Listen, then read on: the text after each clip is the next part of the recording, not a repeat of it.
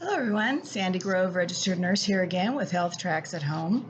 Today we're going to talk about the 2020-2021 seasonal flu. There is a lot of new things out there, and as usual, I get my information from reliable sources, and today everything is coming from the cdc.gov/vaccines website. And if you want to know more, go there and read more than you could ever want to know about vaccines at that website. If you have any questions about the flu vaccines, make sure you contact your provider and talk to them about which one and what kind and if you're at risk, etc. Remember that our primary line of defense for the seasonal flu is to do exactly what we've been doing with COVID, which is to protect yourself and others by using facial coverings, wash your hands frequently, and vaccinate. We get to vaccinate and protect ourselves from the seasonal flu. Seasonal flu is determined by the CDC. It is October 1st through March 31st, unless they extend it because we still have seasonal flu cases going on. But that is usually October 1st through March 31st. And so a little bit about the vaccines. Remember that there is nothing alive. No live flu viruses are in any of the shots. They contain 3 to 4 inactivated virus components in each vaccine.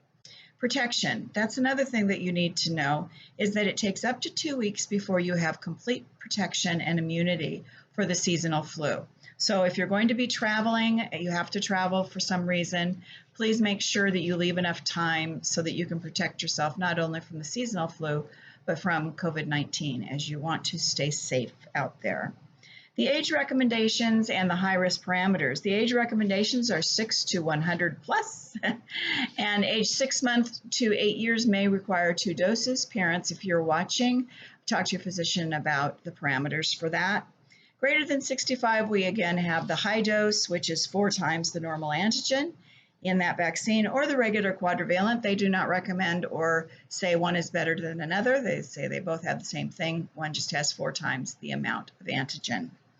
High-risk people that should always get a seasonal flu shot if possible are those that are pregnant, those with chronic diseases such as lung and heart disease, those that are immune compromised, and those that live in long-term care facilities. They really recommend it for those.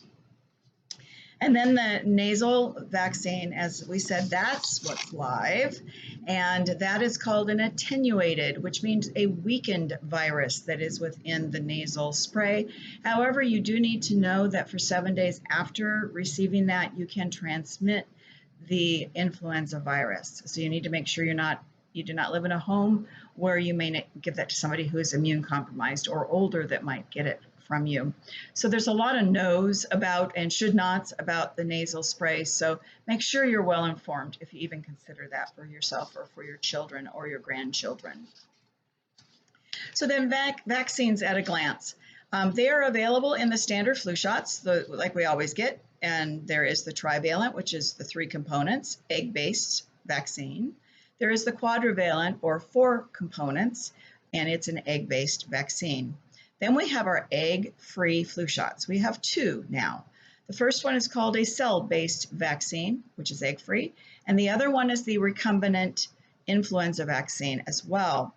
These are shots made using a vaccine production technology, recombinant vaccine technology, that do not require having a candidate or the actual virus in order to produce a vaccine. So no eggs are involved in the production of this vaccine, and it's very safe. Then we have the high dose, the adjuvant shots for 65. There's some new stuff here. Adjuvant is new. You have to learn how to say it if you're going to get it. So the 2 new vaccines this year, the first one is we now have a quadrivalent high dose. It was a trivalent high dose in the past. So it is replacing the trivalent, and it does have 4 times the antigen, and your doctor may recommend that you get that if you're over 65.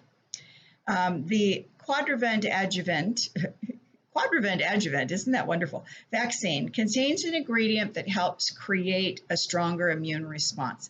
This is something that is very new. It is an ingredient that helps us out, okay? It is called MF59. I'm going to read this, sorry. It is an oil and water emulsion of squalene oil. Some of you may have heard of that before. Squalene is a naturally occurring substance in humans and animals and plants, and it is highly purified to be used for the manufacturing process. Adjuvants can reduce the amount of virus needed for production of a vaccine, which allows for greater supplies of vaccine to be manufactured and earlier.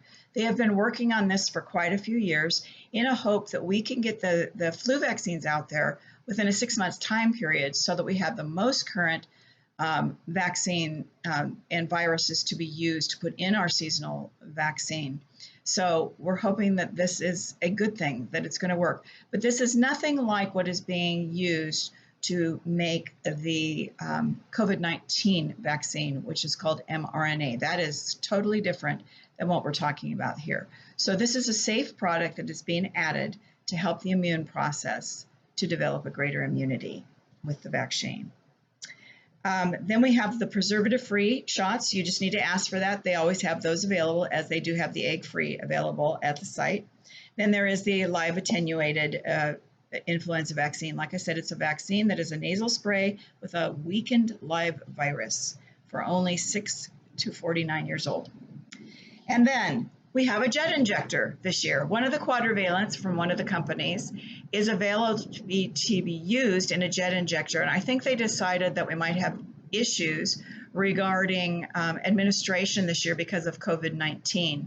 So like they've used in the military for years and years and years, one of the quadrivalent vaccines can be used with a jet injector. And some of the sites, the doctor's offices may decide to use that. My doctor's office told me that they are doing drive-bys for complete families in their car. They're coming to the car to administer the vaccine. I don't know if they're going to use the jet injector, but it is available out there. So don't be surprised if they bring one out, and know that you can always refuse if you do not want to have that, because you get a little bit more sore arm if you're using that. So who should not get the regular seasonal flu shot? There aren't very many people that they do not recommend that they get the shot. Now that we have egg-free, 2 different egg-free vaccines, egg is no longer a problem for people to get a flu vaccine. But if you have a history of life-threatening illness, this means anaphylactic shock. They recommend that you are in a doctor's office to receive the vaccine. Also, if you have had a severe and life-threatening reaction to a vaccine in the past, they want you to have a flu vaccine done in front of a medical professional. Guillain-Barré, that has always been one of our things. If you've had that, they do not recommend that you have this. And if you have moderate illness, so a temperature over 100 is the kind of parameter. If you've been sick and you just have mild illnesses or you're on antibiotics, it's okay to go ahead and have the seasonal flu shot. Remember, it is a dead virus, so it is not going to give you the flu. So this, as always, like I said, I get my information from reliable sources. This is just a review from the CDC of all the things that are out there. There are some new things out there, and we hope that they're going to help out with our production of the flu vaccines in the future. Those people that got those smart minds, they're trying to make it better every time so that we make sure that we're being covered for the right things. So this year, more than ever, please take care, get vaccinated in September or October, and fight the flu. May God bless you. Until next time.